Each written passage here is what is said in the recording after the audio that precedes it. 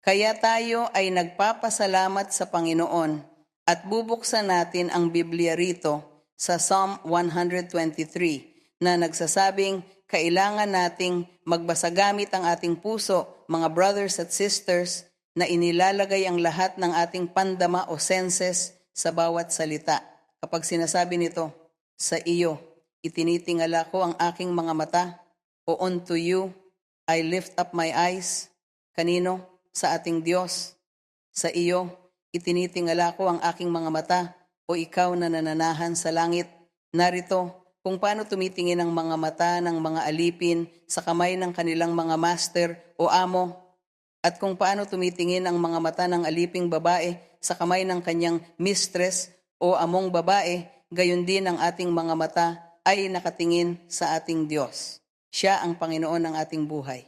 O unto you I lift up my eyes, O you who dwell in the heavens. Behold, as the eyes of the servants look to the hand of their masters, and as the eyes of the maid to the hand of her mistress, so our eyes look to our God. He is the Lord of our lives. Hanggang kailan? Sinasabi nito, hanggang sa siya ay magkaroon ng awa o mercy sa atin. Siya ay nakikinig sa atin. Naririnig tayo at nagmamanifest ng kanyang sarili sa pamamagitan ng pagtugon sa ating mga kahilingan, pagtupad sa ating mga hangarin, pakikinig sa ating mga reklamo o daing. Kaya doon tayo naghihintay sa Panginoon, naghihintay tayo sa tuwing tayo ay mananalangin sa Panginoon. At hindi kayo dapat mag-alinlangan kapag kayo ay nananalangin sa Diyos, humihingi sa Kanya ng isang bagay o sinasabi ang inyong mga kalungkutan o kagalakan, isinasalaysay ang inyong buhay sa Panginoon. Hindi kayo dapat mag-alinlangan na ang Diyos ay nakikinig sa inyo. Ang Diyos ay naroon nakikinig sa inyong panalangin at siya ang nagtatakda ng panahon kung kailan siya magmamanifest sa inyong buhay. At sasabihin niya, sige, pakikinggan ko ang taong ito pagkalipas ng ilang buwan tungkol sa hinihiling niya sa akin. Ibibigay ko sa taong ito bukas, pagpapalain ko na ang taong ito. Iyon na ang kalooban o will ng Panginoon.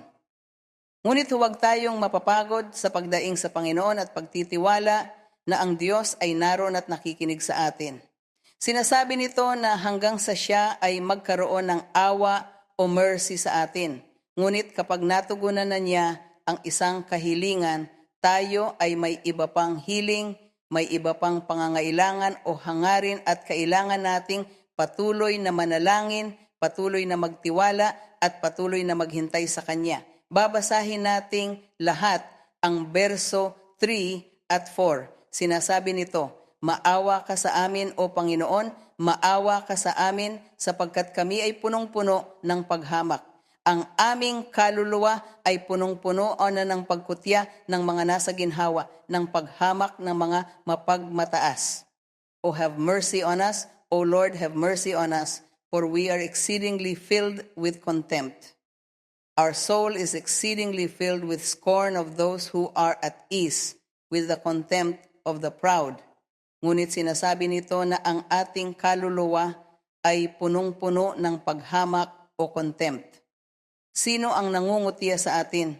Iyon ang ating kaaway na pumapasok sa buhay, sa puso, sa mga kaisipan ng isang tao, sa isang sitwasyon sa buhay, sa mga taong hindi natatakot sa Diyos, na hindi nagmamahal sa Diyos. Kaya ang ating kaaway ay humihikayat sa mga taong iyon na kumilos laban sa atin upang saktan tayo sa isa o ibang paraan, gamit ang mga kapitbahay, gamit ang sarili nating pamilya, gamit ang ating mga kamag-anak, gamit ang ating mga kaklase, ating mga katrabaho, ang mga nagtatrabaho sa inyong maliit na negosyo, ang mga nagtatrabaho sa restaurant, saan man, napapalibutan tayo ng mga tao, napapalibutan ng maraming pangyayari, at kaya ginagamit ng ating kaaway ang mga taong iyon upang kumilos laban sa atin, upang saktan tayo, upang pahirapan tayo, upang tayo ay magdusa. Halimbawa, kapag ang isang tao ay nakaranas ng aksidente sa trapiko, ang kaaway ay naroon humihikayat sa mga tao na magkamali at pagkatapos ay nangyari ang aksidente, naroon ang kaaway na humahabol sa kanya, ginagawan siya ng masama. Kapag may nagkasakit, ang kaaway mismo ang naroon na nagnanais na tayo ay magkasakit upang tayo ay mamuhay ng hindi maganda, maging malungkot, at tayo ay makaramdam ng pagpapahirap o torture o magdusa dahil sa sitwasyon. Kaya sa isa o ibang paraan, ang kaaway na iyon ay humahabol sa atin. Kaya naman, dito ang simbahan ng Panginoon ay nagsasabi, maawa ka sa amin. Tayo ang mga nananampalataya sa Panginoon, nagsasabing, Panginoon, maawa ka. Dahil tayo ay punong-puno ng paghamak o contempt ng mga mahihirap na bagay na nangyayari sa ating pang-araw-araw na pamumuhay. Marahil sinasabi nito, ang ating mga kaluluwa ay labis nang napapagod sa napakaraming problema, pagdurusa, paghamak, sa lahat ng bagay na ibinibigay ng kaaway laban sa atin sa iba't ibang paraan at pangyayari upang usigin o apihin tayo. Para sa lahat, ang dapat nating gawin ay laging magtiwala sa ating Diyos. At gaya ng sabi ng verso 1, sa iyo itinitingala ko ang aking mga mata, sa iyo ko sila itinitingala. O unto you I lift up my eyes, to you I lift them up. Ngunit kapag itinitingala natin ang ating mga mata sa Panginoon, ito ay sa pamamagitan ng pananalangin, sa ating panalangin, sa ating pagdaing, sa paghingi sa Diyos.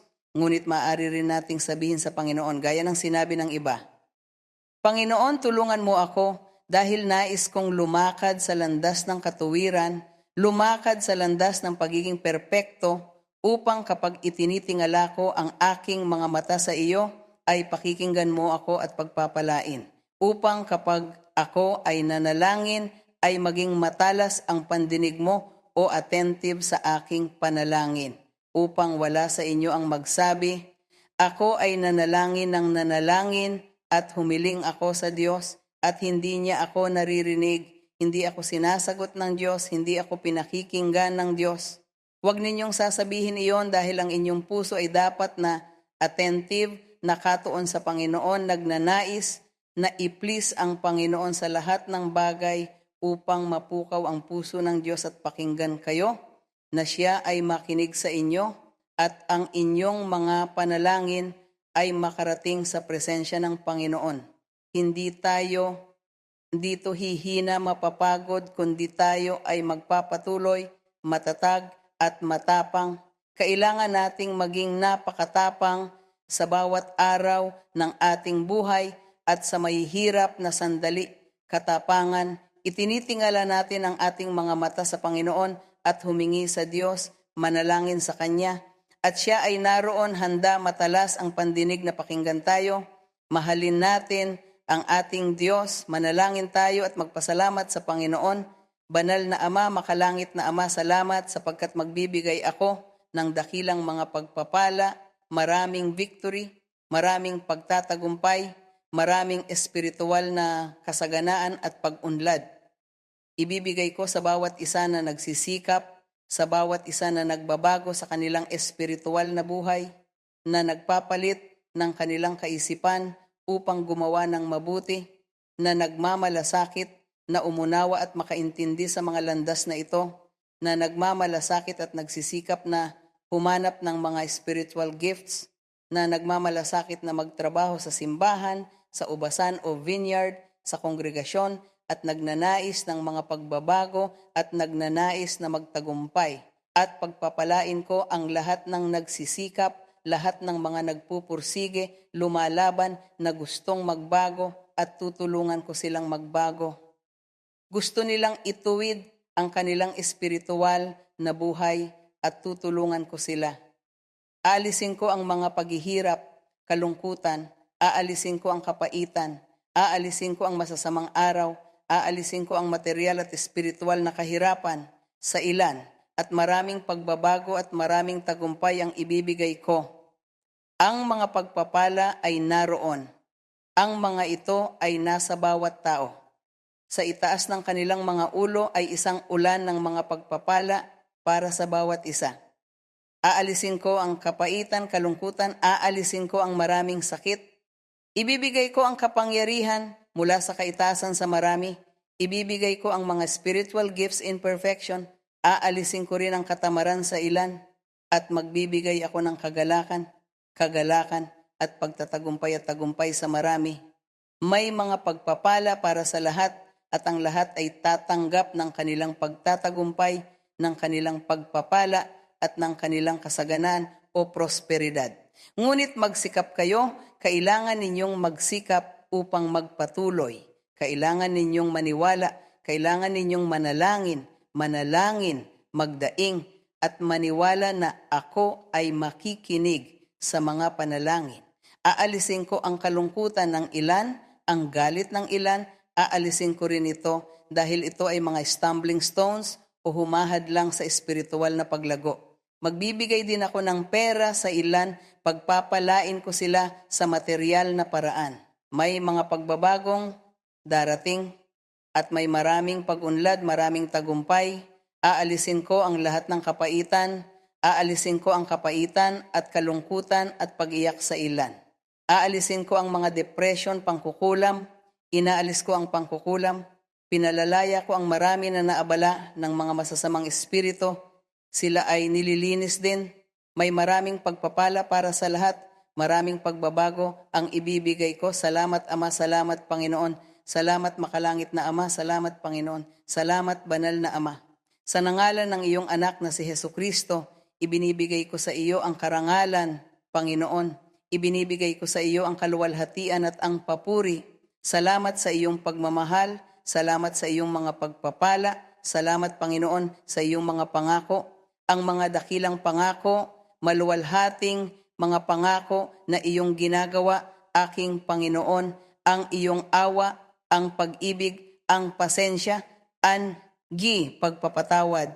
Salamat Panginoon, hindi kami karapat-dapat sa iyong pagpapatawad, hindi kami karapat-dapat sa iyong awa, sa iyong pag-ibig, ngunit ikaw ay pag-ibig, ikaw ay awa, ikaw ay pagpapatawad.